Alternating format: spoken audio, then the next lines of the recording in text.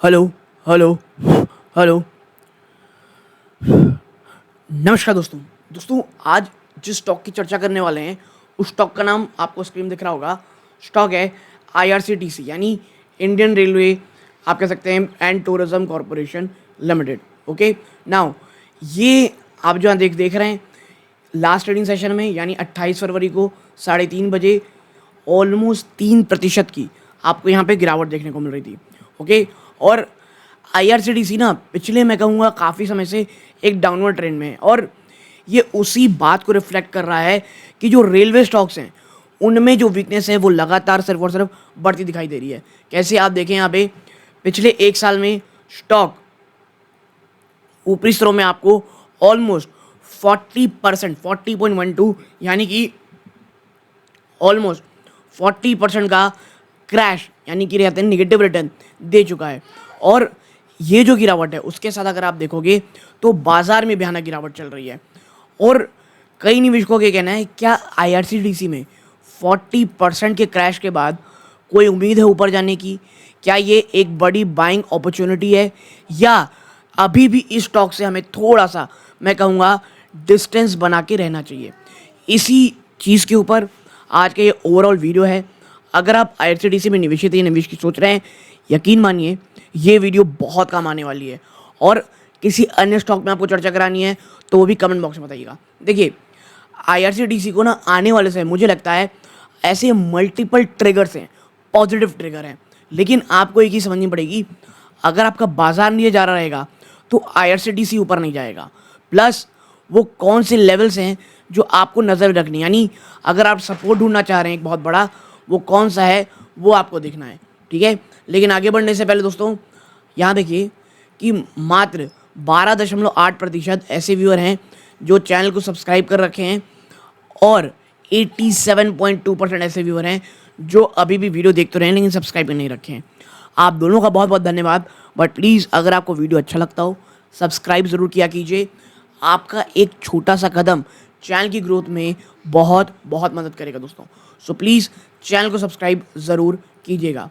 अब आगे बढ़ते हैं कि भाई चल क्या रहा है यहाँ पे। देखिए, सबसे पहला पॉजिटिव ट्रिगर है दोस्तों, वो है महाकुंभ लिफ्ट, यानी जो महाकुंभ आया है ना, वो शायद आपको यहाँ पर पॉजिटिव नंबर दिखा सकता है। क्यों? ये मनी कंट्रोल का एक बहुत अच्छा लाइन है।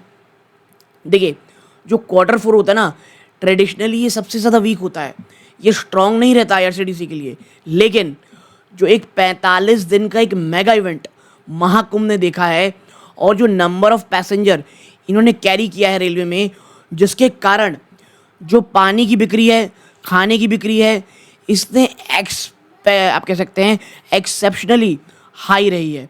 इसके साथ साथ आईआरसीटीसी दोस्तों स्टैंड टू ड्राइव रेवेन्यू कहाँ से, जो वीआईपी टेंट सेटअप किए गए हैं और managed by it at the Kumbh Mela. ठीक है, तो आप समझिए कुंभ एक कितना बड़ा पॉजिटिव ट्रिगर आपको Q4 में लाता हुआ दिखाई दे सकता है।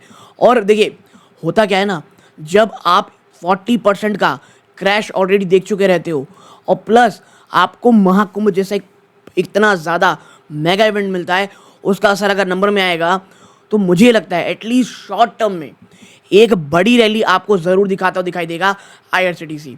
और अगर आप नहीं चलोगे, इसके साथ साथ the penetration of internet ticketing is over 87%। जी हाँ, ओवरऑल 87% टिकटिंग ऑनलाइन हो रही है, और यहाँ से कुछ बहुत ज़्यादा बढ़ेगा ये अनलाइकली होने वाला है।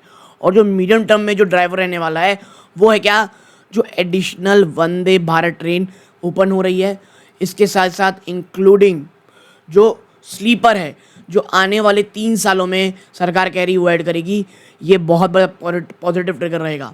इसके साथ साथ will provide fillip to catering और Rail Neer as well. Now management क्या मानती है कि जो डेडिकेटेड फ्राइट कॉरिडोर है will free of capacity for passenger train addition.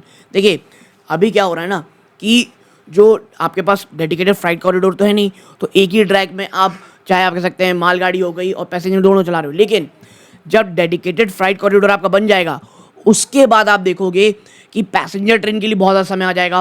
और ये क्या करेगा, एक आईआरसीटीसी को और मौके देगा कि पैसेंजर ट्रेन चले और वहाँ पे खाने पीने की चीज़ें बेच पाएँ।